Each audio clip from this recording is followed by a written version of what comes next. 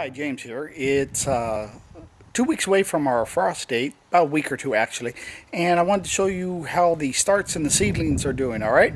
Let's take a quick look here.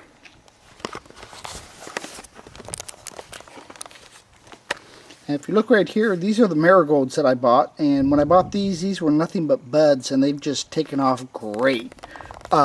Right here we have some slicing cucumbers. We have 3 of them here, and I bought those as starts, and they're doing really good. This one actually here got a little cracked, but it healed itself pretty well. Then here we have a golden summer bell pepper, a yellow bell pepper, and that one's actually doing really good. If you can see in here, we got some flowers already starting to show up right there.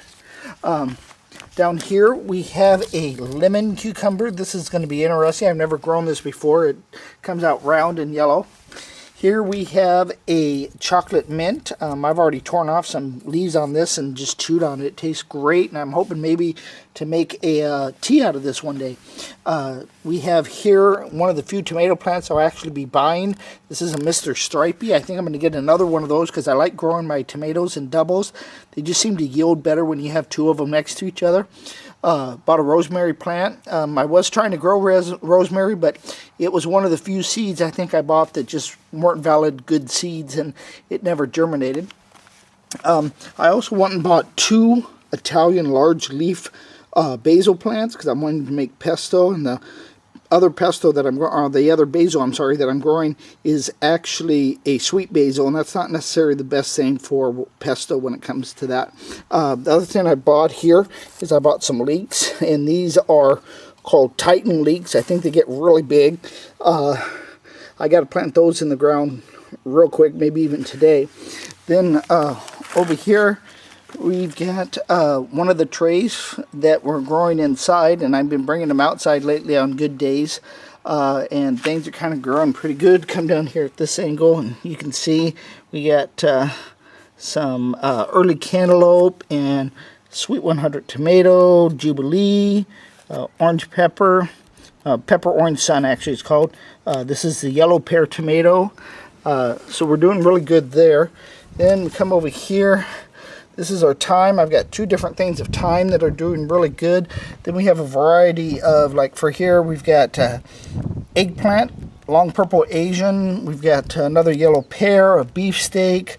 We've got a Roma tomato here, sweet 100s, Juliet's. So those are really doing, this is your flathead cabbage back here. So these are all doing pretty good. These are about 4 to 5 weeks under the lights.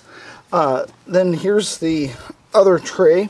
Now this tray right here, I've got cantaloupe, which is sweet and early.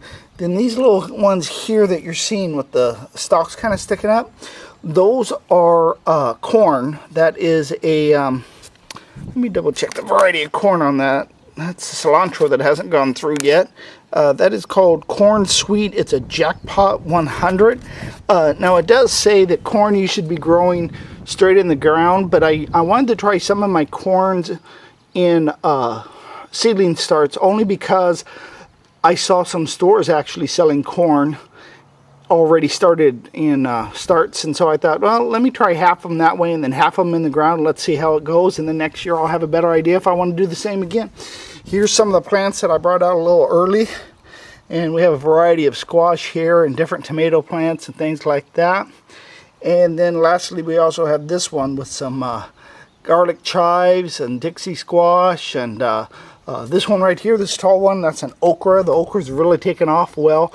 I don't know how well it's going to do in this environment here in the Pacific Northwest because it is kind of picky. It wants a lot of good sun and a lot of warmth, and we'll just have to wait and see. I've had other people tell me they didn't have good luck, but this is a north and south hybrid, so we're in the Pacific Northwest, so we'll see what happens. Okay, I'm going to show you my tree and my garden and some pots that I got. Calling my early spring garden here, a few things that I planted. As you notice, I put some red brick down, and it's not quite level yet because I got to wait for the grass underneath it to fully die, and then I can put some topsoil and level it out. I also put some red fir bark in this garden, and I didn't buy that by the bag. I bought it by the bulk at a local mill, and I got all that I needed, half a yard, for only $12. So if you can go that route, I really recommend it. You'll save a lot of money, and it's not going to cost you a lot to actually get this done. Let's take a look at what's in our garden here. I actually planted this, majority of this was planted on April 20th, and first thing we have here is the marigolds. Now these were bought as starts, but when I put them in here, they didn't even have, all they had was buds. They didn't even have any flowers yet. In this one right here, if you see right here, we got some coming up. This is a mesclun mix in these two boxes right here, so I should get a good amount there. Then starting over here left to right, here we have an iceberg lettuce. They have another one right over there as well. Then in these two plots right here, we actually have radishes, and I did Mel's recommended amount of 16 radishes per square foot. And what I did is I only put one seed per hole, and all of them germinated and came up, and I was really happy about that one. Then the other thing we have here, you can see right here, we've got some buttercrunch lettuce. Another one right here is a buttercrunch lettuce right here. If you see this, I got something else growing right here. I don't know if that's a weed or what. I'm sure it is. I'm going to let it grow a little bit and get a little idea of what exactly that is. Then in my next two here, we have spinach, and spinach is starting to come up really good. This is only 10 days growth. Now here, over there, and right there, I have a onion, scallion onion that I bought. And what I did is I rinsed all the dirt off in a bucket, and then I cut all but like 2 inches off. Some of it got cracked in the center there, and so it's not doing quite so good there. Other ones are doing really good. They're sticking up really well, so we'll have to wait and see what happens there. This right here, these two are more spinach, so I've got a total of 4 areas with spinach in it. This is celery starts that I bought a 6-pack of. It says you can put 4 in there. Well, because I only had a 6-pack, I put 3 on each side, and they've already grown a lot, I think, in the last 10 days. Only reason why I didn't start these from seed, I did buy a seed package, but once I looked at it, I realized it wanted me to start them 4 months early, and I just wasn't ready to start them 4 months early. In here, see right there, these 2 squares here, we have a carrot that's called Littlefinger. Now, because this is only 6 inches deep, I didn't want a really long carrot, of course. It couldn't handle it. So I got 2 different varieties. One is 3.5 inches and the other one is 4 inches. Back here, we have one growing right there. Can't tell if you can fully see that or not. These are the short and sweet ones, and I've got 2 of those. Let's see, here, and here I planted some Walla Walla onions, and they are not showing their little heads yet. And in the back, I also planted a row of peas.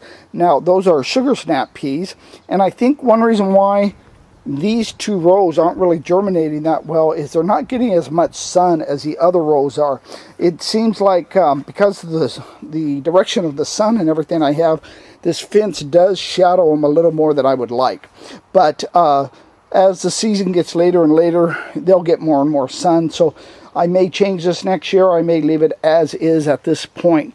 The other thing I wanted to say, I did also, after I'd already planted them, I read in, I believe it's called Carrots Love Tomatoes or Tomatoes Love Carrots, one of the 2. You shouldn't plant onions near peas, so it's going to be interesting to see what happens there. We do have, I can see here, we have one little plant coming up, so we'll see. And I've got a total of, I think, 8 per unit, but that'll give you an idea of what's going on at this time, and good gardening. Bye.